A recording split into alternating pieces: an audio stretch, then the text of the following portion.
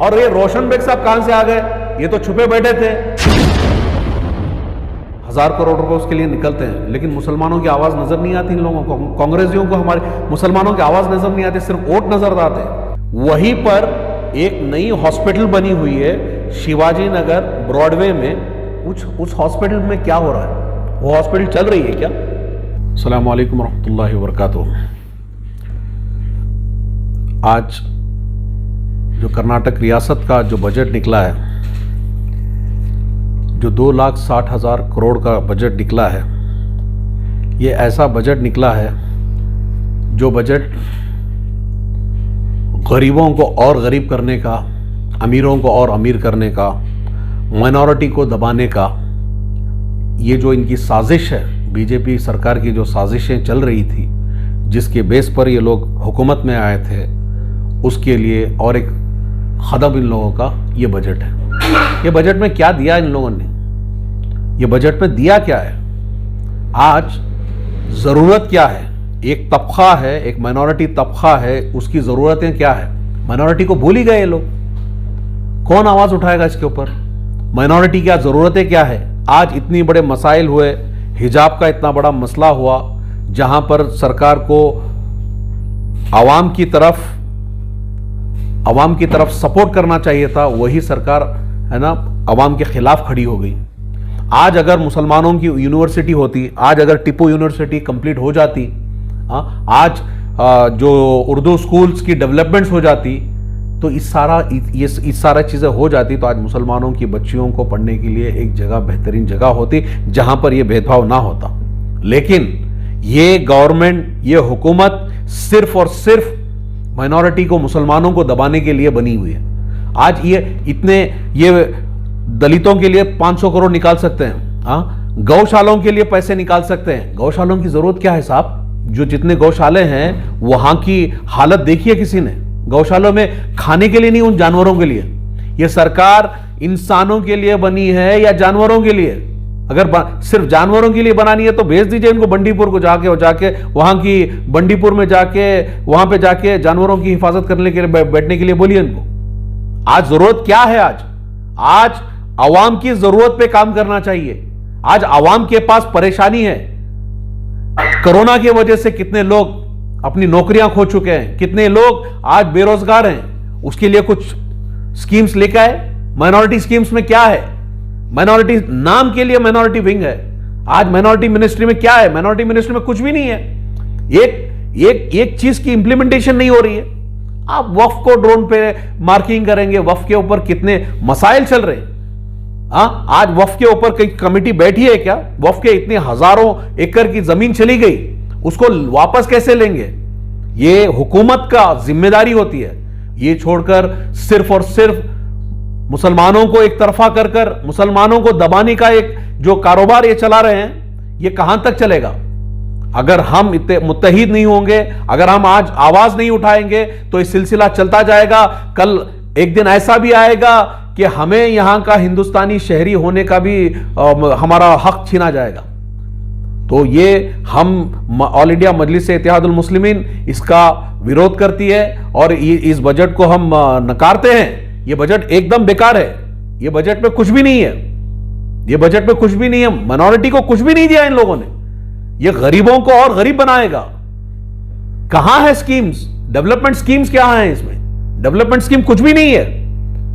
Minority development नहीं है। सिर्फ मंदिरों के लिए दे रहे। मस्जिद हिंदुस्तान के नक्शे में नहीं आते क्या? रियासत में नहीं आते क्या?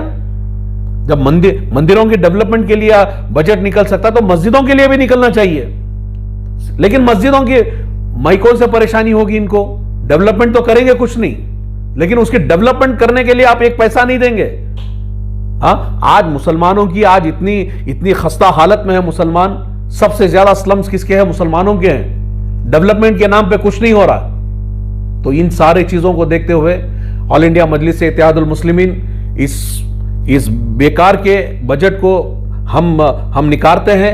हम अपील करते हैं सरकार से, सीएम से, चीफ मिनिस्टर को हम रिक्वेस्ट करते हैं कि इसके ऊपर एक बार सोचे और माइनॉरिटी के लिए बेहतरीन एक बजट निकाले जहां पर माइनॉरिटी का कुछ भला हो। सर, आप अभी जो कह रहे हैं, अभी जो जो हाल ही में जो पद यात्रा चला मेकेदाटू टिपू इशू को लेकर, उसके लिए सरकार ने 1000 करोड़ रुपया रिजर्व करके है, और शिवाजी नगर बोरिंग जो इंस्टीट्यूट है, हॉस्पिटल है, उसके भलाई के लिए तकरीबन 300 से 350 करोड़ रुपया दिया गया है। वहाँ पर कुछ इत्तेफाकी भी चल रही है, कोई कह रहा है रोशन बेग दिलवाए हैं, कोई कह रहा है रिजवान अरशद हैं। तो आपको क्या लगता है सर? देखिए, ऑपोजिशन जो होती है ना, ऑपोजिशन स्ट्रांग होना चाहिए।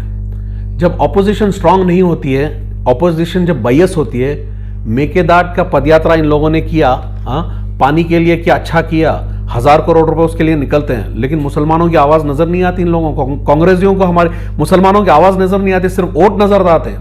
कांग्रेस को सिर्फ और सिर्फ मुसलमान का वोट नजर आता है, मुसलमान के हुकूक नजर नहीं आते, मुसलमानों के हुकूक नजर नहीं आते। अगर आज किसी ने आवाज उठाई, कांग्रेस ने आवाज उठाई इस बजट में कि मुसलमानों के हक में कुछ भी नहीं मिल रहा है ना, आप क्यों नहीं मुसलमानों के लिए, माइनॉरिटीज के लिए इस बजट में 2,60,000 करोड़ का जो बजट निकला इस साल का, 2022 और 2023 का जो बजट में, तो इसमें इसके लिए आवाज क्यों नहीं उठा रहे कांग्रेस वाले? डीके शिवकुमार हो या सिद्धरामैया हो या हमारे जो मुसलमान लीडरान हैं, ये लोग कहां हैं? 300-350 करोड़ रुपए जो बोरिंग हॉस्पिटल के लिए है, वो रोशन बेग साहब कहते हैं कि मैंने लेके आया, और रिजवान अरशद कहते हैं कि वो लेके आए। घंटा लेके आए, कुछ नहीं लेके आए, ये कुछ भी नहीं लेके आए, हुकूमत लेके आई है इनकी। अगर लेके आना होता तो रिजवान अरशद साहब से मेरी ये अपील है कि पहले अपना कॉन्स्टिट्यूएंसी में जो चल रहा है ना, पहले रोड ठीक करवाइए। रोड्स आज तक रोड अभी तक बने नहीं है, सालों लग रहे रोड्स के ऊपर, डेवलपमेंट के ऊपर काम नहीं हो रहा उनका। डेवलपमेंट क्या हो रहा है? और ये रोशन बेग साहब कहां से आ गए? ये तो छुपे बैठे थे।